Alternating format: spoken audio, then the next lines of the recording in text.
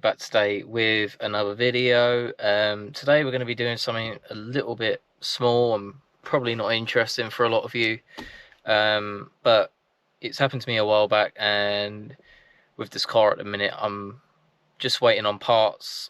Just a quick update: all of the stuff for the turbo slash forged engine build has been ordered now. The only things I've got to order is the 5th gear, which I'm just going to buy a second-hand box now, I think, and obviously just get the head skimmed and a couple bits alley welded. Other than that, everything has been ordered.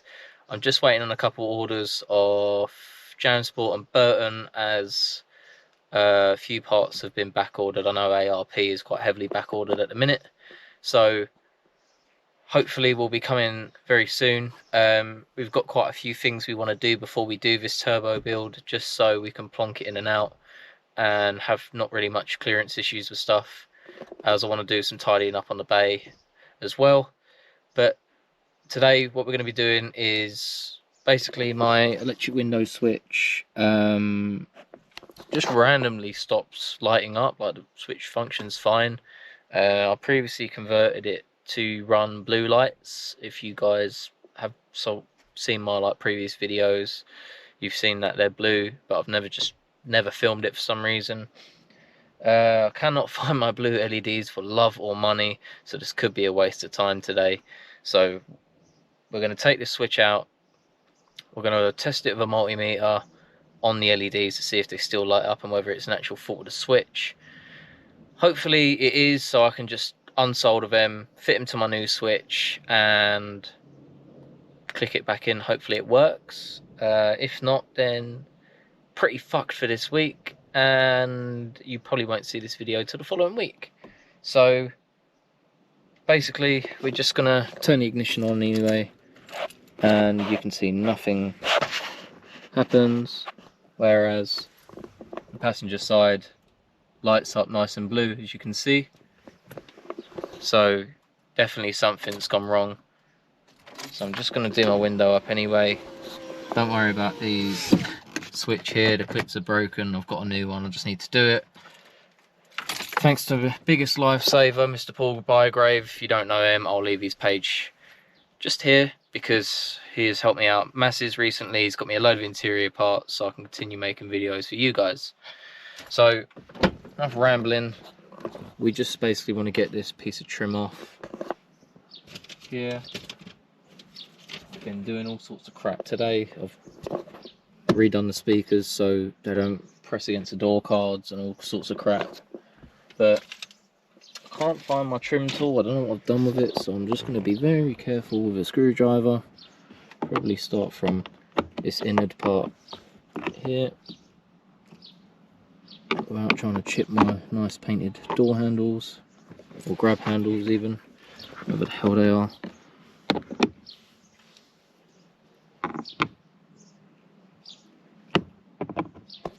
Oh, it's so annoying, like, not having the correct tools sometimes. Like, I don't know what I've done with it. I literally had it all morning. Okay, luckily we got away with that. Okay, and then once you click this out, it's just a case of pressing down this little tab on the switch here, which is always a pain when you've got to do it with one hand, but we'll make it work. Normally it just stays down on this car, which it does, and then you just want to basically push from the back and the switch comes out. So we'll leave this bit of trim in here.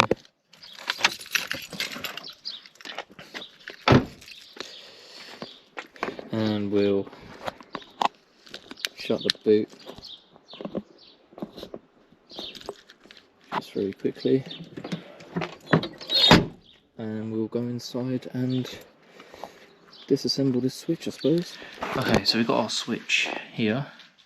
As you can see, there's like a little cut out there. Just want to get a flat head and just pry it up.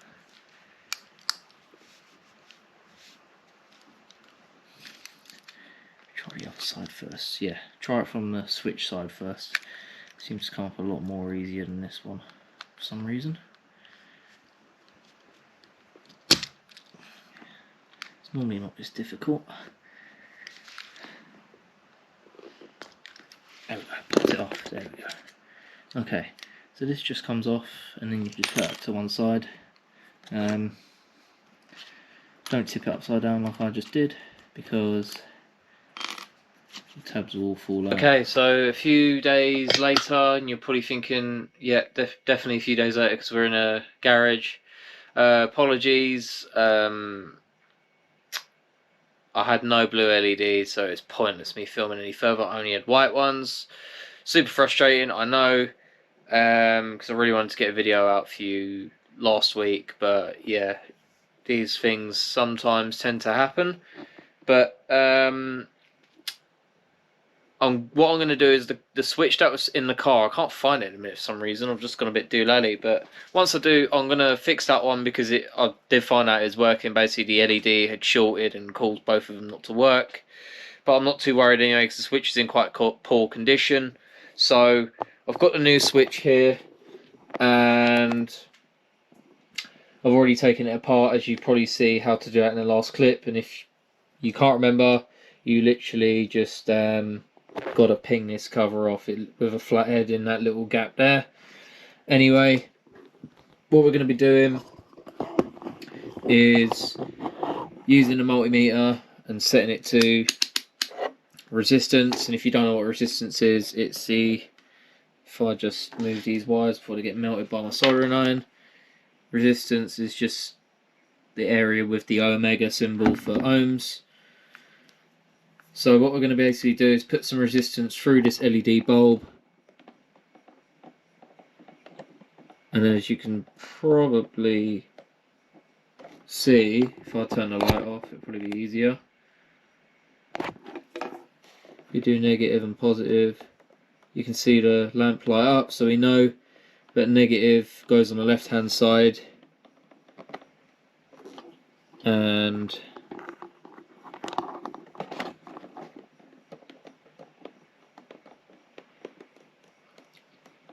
on the left hand side as well. So basically, whichever way the LED sits, the negative has to be on the left, which is what you can see.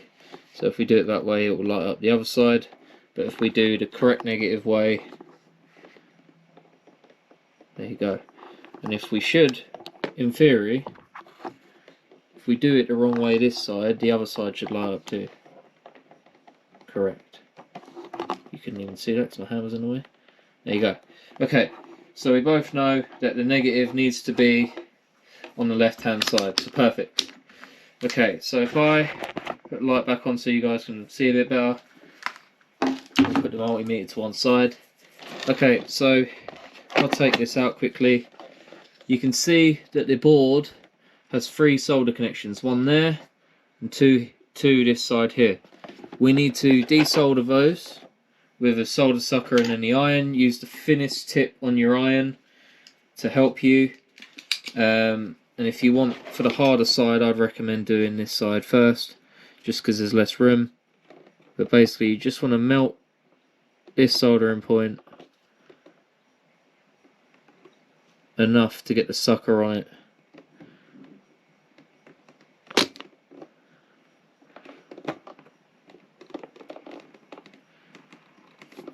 Ah, bastard, fucking burnt my hand.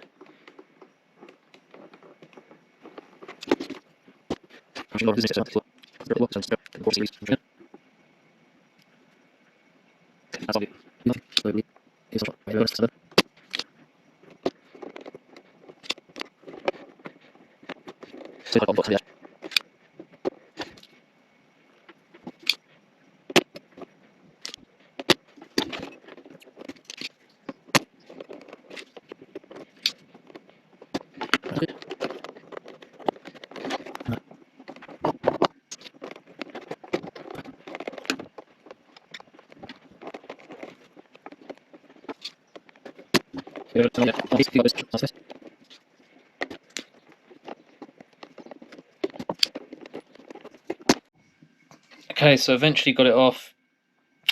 My solder sucker got blocked, so it weren't actually working properly. Once I realised, literally got it straight off. So you basically now just want to follow the LED down and obviously you can see it's just these two contact points on the board and then the other two on the other side. So off camera I'm just going to do the same as what I've done to get the board off of the actual switch here, and then I'll show you when we fit the new LEDs.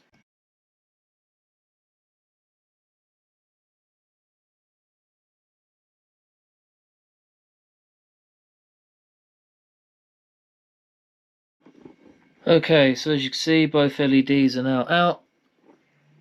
There's one there and another here. So let's move this wire out of the way quickly.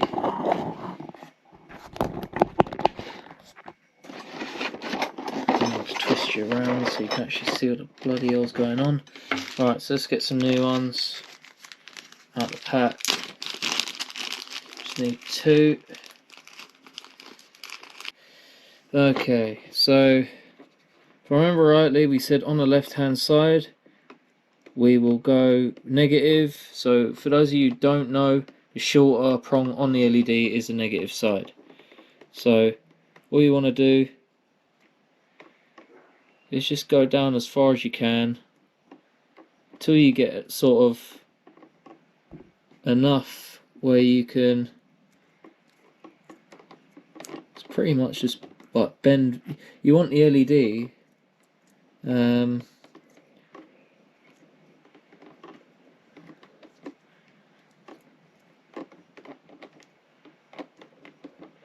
so you want to bend it into shape. I actually use a little screwdriver.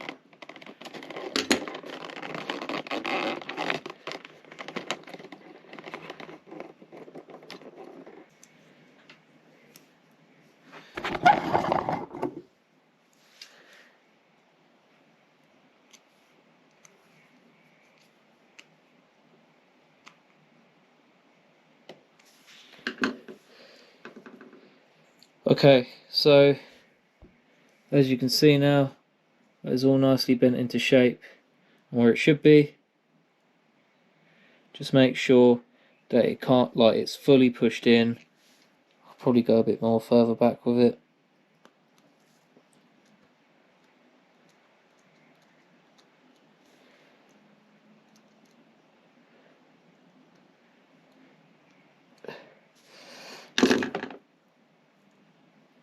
That's a bit better. So yeah, you just, it's like a little raised edge just here. You want the LED to sit between that. So all I'm going to do now is just get to back where we were.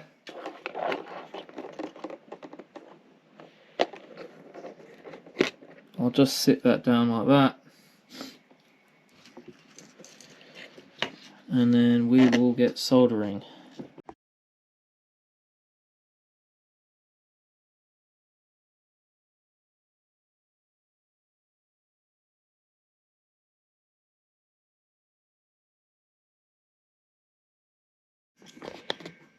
Okay, so as you can see, we have two LEDs soldered to the board now. So what I'm going to do is, it's just pretty much the same in reverse order, so we'll just speed through this and get to where we're plugging it and testing it in the car.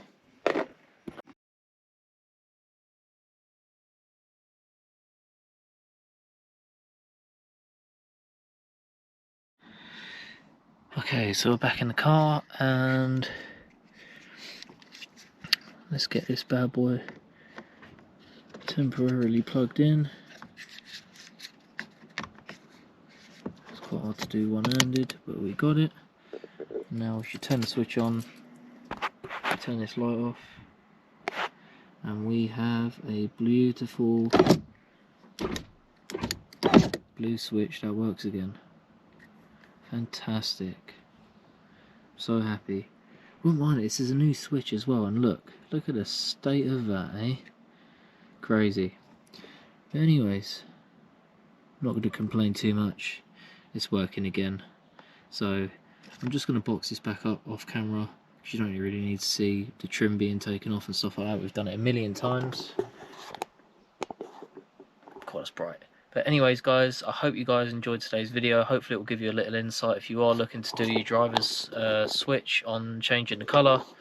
If you do want to see more videos like this, I can do this sort of stuff for you guys. I mean, I have done the passenger side one, which is different, believe it or not, and I have done these two switches here as well. So I mean, if you guys want them done, I can do them at a cheap cost or whatever, or if you just want to buy them, then Roger Andrew is your man. But it would probably be more just to sort of show you guys in a video, if anything. But enough rambling, that's enough for today, and I'll hopefully see you in the next one. Take it easy guys.